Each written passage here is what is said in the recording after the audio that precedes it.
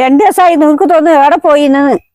ഓണത്തിന്റെ തിരക്കായതുകൊണ്ട് കറി വെക്കാനൊന്നും സമയം കിട്ടിയിട്ടില്ല. അങ്ങനെ ഇന്ന് കറി വെക്കാറിഞ്ഞിട്ട് ഇന്ന് കറി വെക്കുന്നത് ബൾപ്പിൽ തന്നെ ഇല്ലത്. ചിങ്ങമാസിൽ വെക്കേണ്ടത്. അപ്പൊ വെച്ചിട്ടേ ഇല്ല. ഇന്നിപ്പോ കഞ്ഞി ഒന്നായി. അങ്ങനെ ഇന്ന് വെക്കാറിഞ്ഞിട്ട് പോന്നത് ഞാൻ. ഇതെല്ലാം ചേമ്പെല്ലാം ഇപ്പൊ വലിയതായി. കറി വെക്കേണ്ട പ്രായം തന്നെ ഈ സമയത്ത്. ഇതാ ഈടിയും ഇല്ലെല്ലാം ഉണ്ട്. ഇത് നല്ല വെള്ളച്ചേമ്പ്. അപ്പൊ ഇരുന്ന ഒരു കൈ അരിയുന്നു. ഈ ഇലയും കറി വെക്കാം. ഇന്ന് ഇല കറി വെക്കുന്നില്ല. ഇന്ന് ഇതിന്റെ തണ്ട് കറി വെക്കുന്നേ.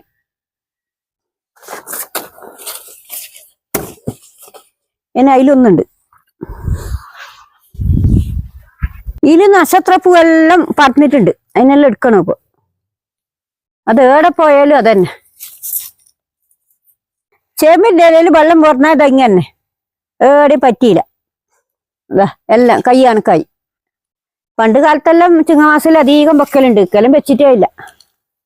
ഇനി രണ്ടാമത്തെ കയ്യേരിയുന്നു. ചേമ്പിന്റെ ഇല വലിയതായിട്ടുണ്ടാകും. ഇക്കെല്ലാം ഞങ്ങൾ നടുവേനും പൈതു, വളവിടേനും പൈതു. അങ്ങനെ ഇലയെല്ലാം ചെറുതായത്. ഇതിനൊരുന്ന് കൊത്തണം.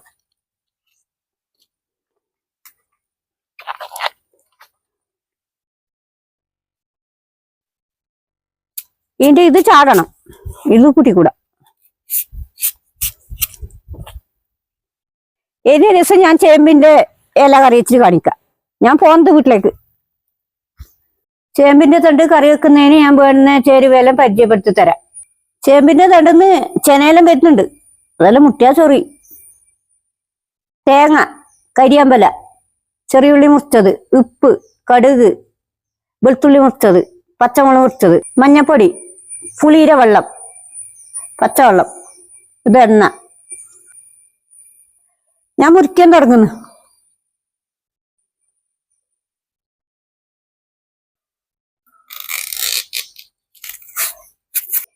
ഇനി ചൂളിയെല്ലാം വലിച്ചു ചാടണം. ഇതിനകത്ത് പുളി കൂട്ടിയില്ലെങ്കിൽ ചൊറിഞ്ഞിട്ട് കഴിയാം. പുളിയുടെ വെള്ളം അതിനെടുത്ത് വെച്ചിട്ടുണ്ട് ഞാനവിടെ. ചേമ്പിനാട്ടി പാങ്ങുണ്ടാവും ചേമ്പിന്റെ തണ്ട് കറി. ഇത് എളുപ്പത്തിലാണ് കറി. അതുകൊണ്ട് ഞങ്ങൾ അധികം രാവിലെയും വെക്കലുണ്ട്. ഈ കൊല്ലം വെച്ചിട്ടേ ഇല്ല. ഈ കൊല്ലം ചേമ്പിന്റെ തണ്ട് വലുതായിട്ടേ ഇല്ല. നടുവും പെയ്തുപോയി.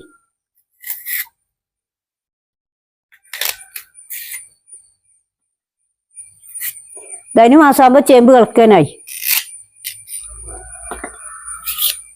അപ്പോഴേക്കും ഇതിന്റെ തണ്ടെല്ലാം കറി വെച്ചിട്ട് തീർക്കണം. ഈ നാരെല്ലാം കളയണം. നാരൊട്ടും കൂട്ടിക്കൂടാ. ഇപ്പൊ എല്ലാവർക്കും തോന്നും മുരിങ്ങാക്കോലെന്ന് തോന്നും. മുരിങ്ങാക്കോലല്ല, ചേമ്പിന്റെ തണ്ടൻ.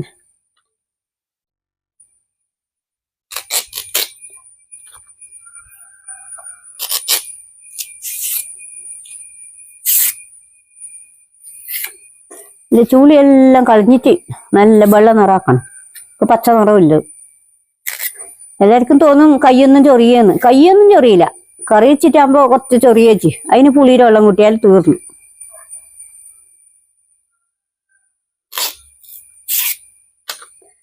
മുറിക്കുമ്പോ ചൊറിയില്ല ചേമ്പിന്.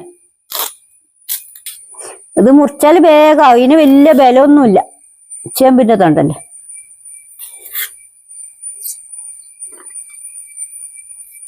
രണ്ടെണ്ണം വെച്ചാലിന് ധാരാളം മതി കറി.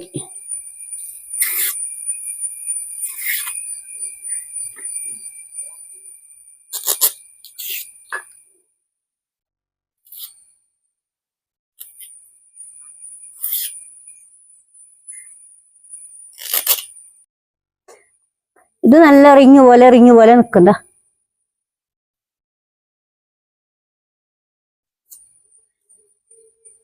മുറിച്ചിട്ട് കഴിയാ മതി. ഞാൻ പാങ്ങില് മുറിക്കുന്നു.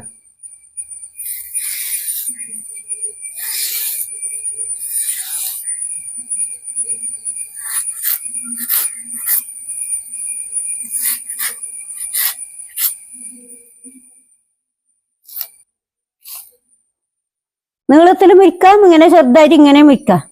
ഞങ്ങൾ ഇങ്ങനെ ചെറുതായിട്ട് മുറിക്കുന്നത്. നീളത്തിൽ മുറിച്ചാല് ബൈനിങ് ഒക്കെ അറിയിച്ചെന്ന് തോന്നും. ബൈനിങ് ഇങ്ങനെ മുറിക്കുന്ന ആൾക്ക് മുറിക്കാം.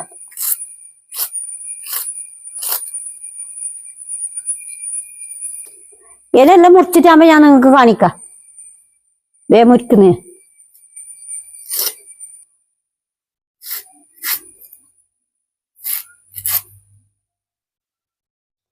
ഇതിനെ പാങ്ങില് രണ്ടുട്ട കഴുകണം, എന്നാലേ ഇതിന്റെ ചെനയില് പോവും. ഇത് കൈറ്റല്ലായി. ഇനിയിപ്പോ കറി വെക്കാൻ പോന്ത് നല്ലോണം തീ പറ്റി. ഞാൻ ചട്ടി തീമാക്കുന്നു, വെളിച്ചെണ്ണ ഒഴിക്കുന്നു.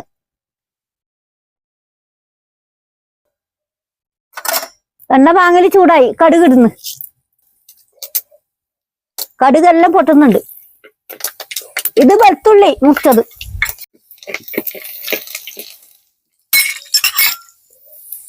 ഇത് ചെറിയ ഉള്ളി മുറിച്ചത്.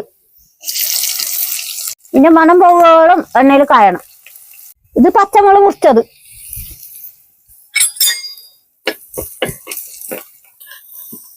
ഇത് മഞ്ഞപ്പൊടി. ചേമ്പിന്റെ തണ്ട് മുറിച്ചത്. ഇത് നല്ലോണം ഇളക്കണം.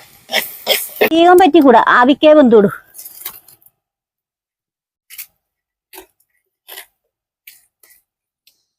ഇത് പാകത്തിന് ഉപ്പ്. ഇത് കുറച്ച് പുളിയിൽ വെള്ളം ഒഴിക്കണം, അല്ലെങ്കിൽ ചൊറിയും. പിന്നെ കുറെ സമയം ഇളക്കണം, എന്നിട്ട് ആവിക്ക് ഉപയോഗിക്കേണ്ടത്.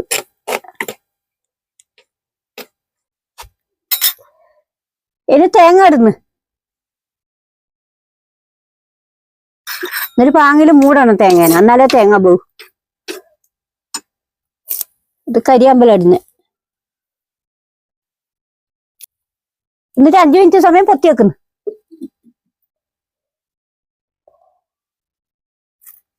പിന്നെ പാങ്ങിൽ ഇളക്കുന്നു. കറി റെഡിയായി. ഇന്നെ വാങ്ങി വെക്കുന്നു. ഈ സമയത്ത് തന്നെ ചേമ്പിന്റെ തണ്ട് കറി വെക്കേണ്ടത്. ഞാൻ പാങ്ങുണ്ടോക്കട്ടെ.